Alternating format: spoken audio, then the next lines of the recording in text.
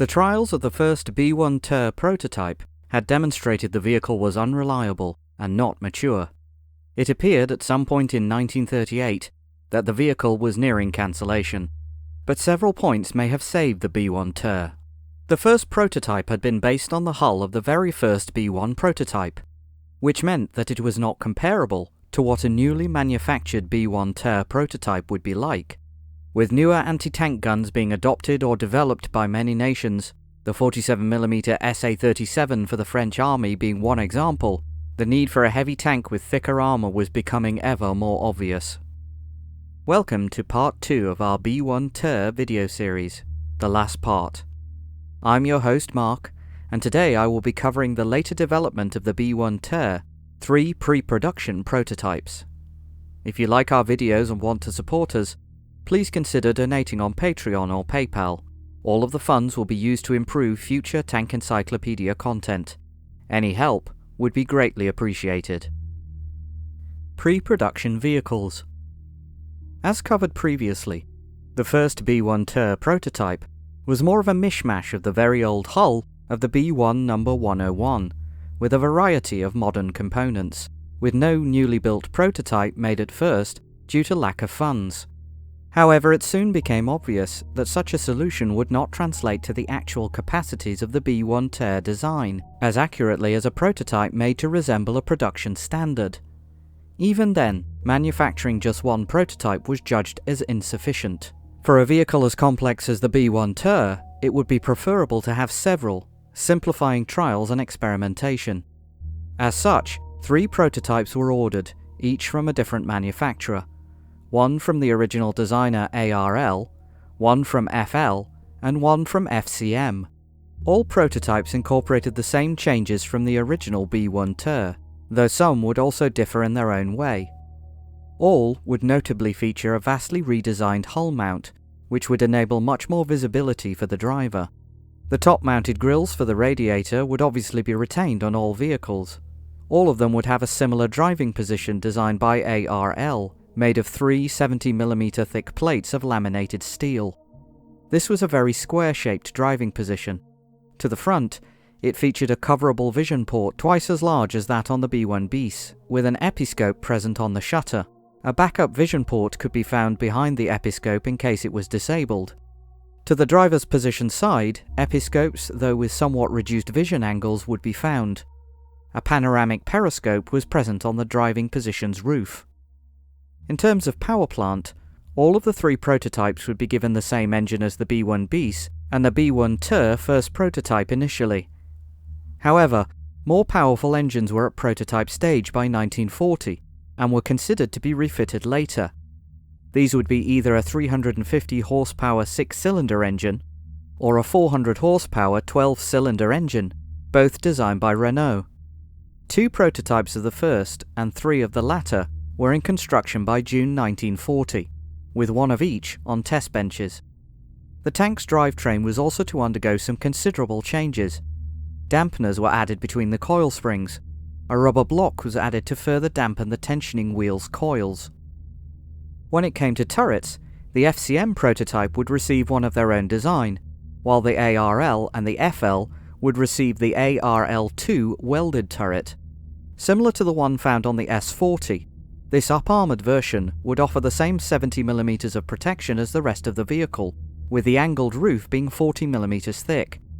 It would be present on a larger 1218mm turret ring, in comparison to the 1022mm for the APX-4. However, it was still a one-man turret. The turret's large cupola featured 3 PPL episcopes, which would highly improve the commander's vision in comparison to the APX-4.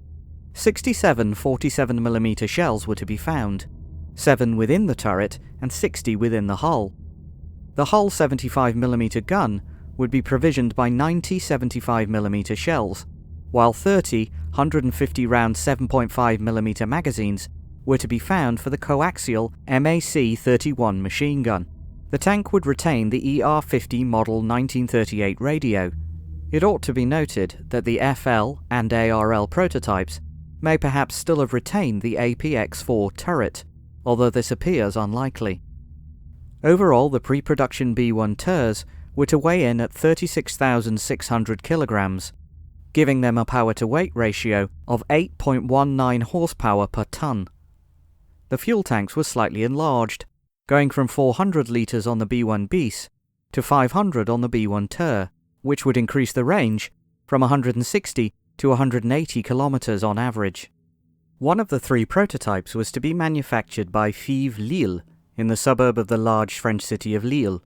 Far in northern France, close to the Belgian border, this location would become highly vulnerable in the case of a German invasion going through Belgium and northeastern France. In the end, exactly what happened. By the time of the German invasion in May 1940, the prototype appears to have been somewhere on the assembly chain and swiftly evacuated. It was sent to ARL's facilities in Roye, in Paris's suburbs, with hopes of continuing on the prototype with FL engineers, but on ARL's assembly lines and in its facilities. From late May onward, the FL prototype shared the same fate as ARL's. The ARL prototype is by far the most well documented of the three pre-production vehicles, as well as being the one which was closest to completion. Two photos taken of the vehicle's hull during manufacturing give us the best view known of what a pre-production B1 Ter hull would have looked like, with the new gun mount, driver's post, enlarged turret ring, and top-mounted radiator grills. The ARL B1 Ter appears to have been fully completed and trialled on the trial grounds for tanks in Roye. The vehicle was only able to run for about 10 hours before the course of the French campaign forced the hand of fate. These trials were at some point interrupted by issues with the nadir system and changing gears. Those were quickly fixed, and after these, the vehicle appears to have run fairly reliably, and to have behaved quite well on the road. With its 300 horsepower engine, it was only planned to reach a maximum speed of merely 26.5 kilometers an hour. The limited lengths of these trials remain insufficient to identify whether the changes applied from the first B1 Ter prototype would have made the pre-production prototype sufficiently reliable in practice though.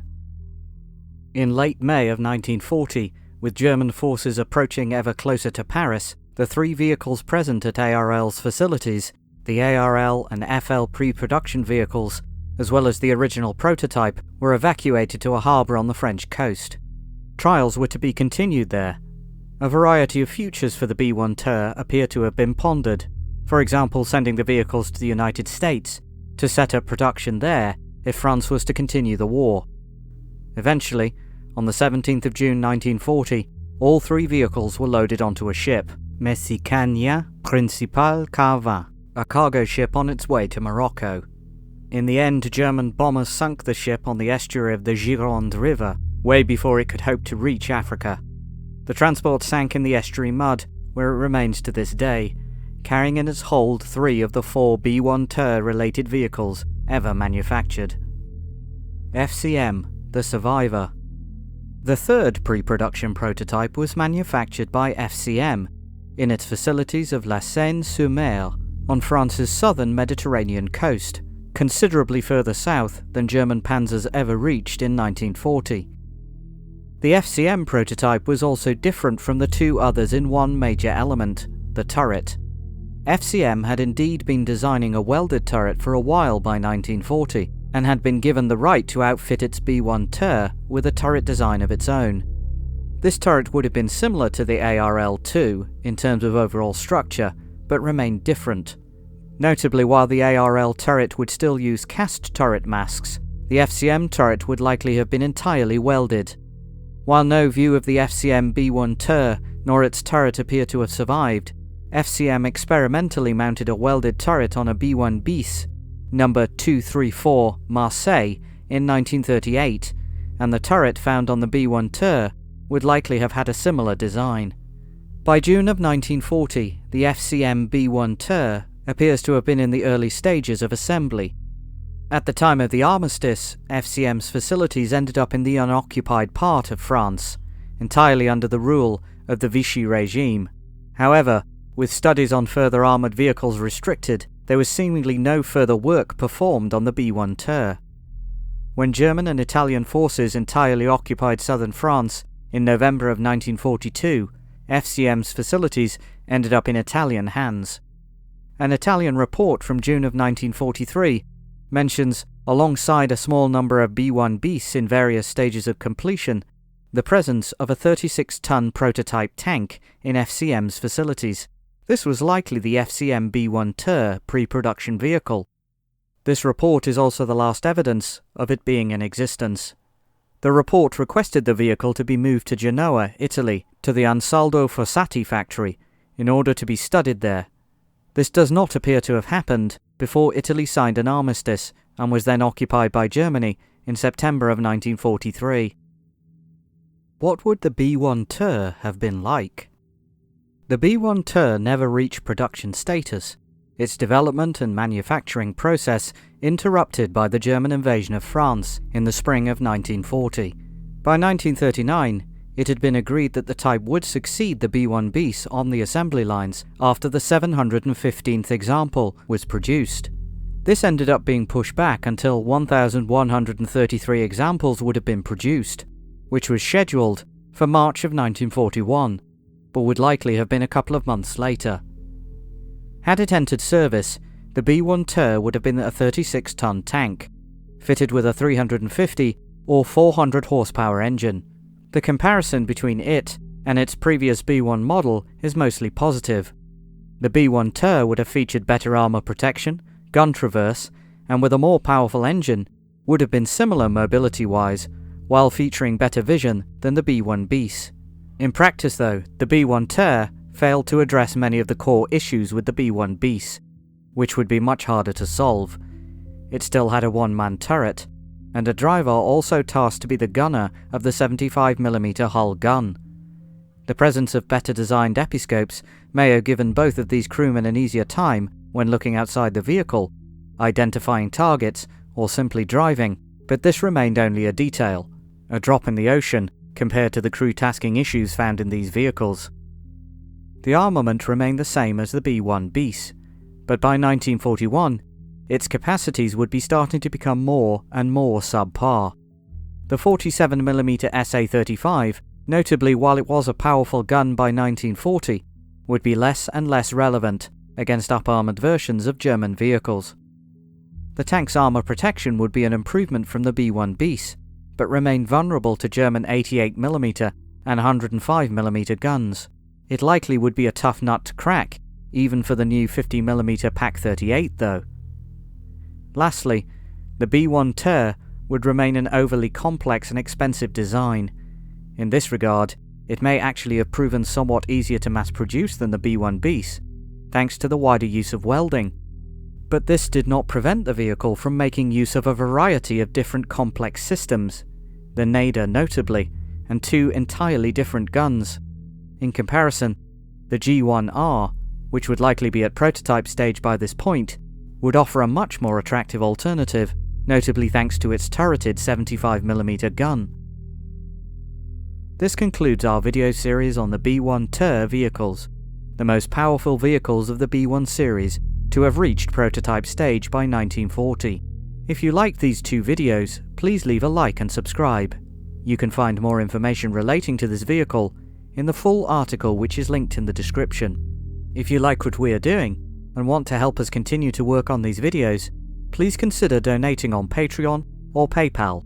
All of the funds will be allocated to improving our articles and videos for you. Until next time, keep us in your sights.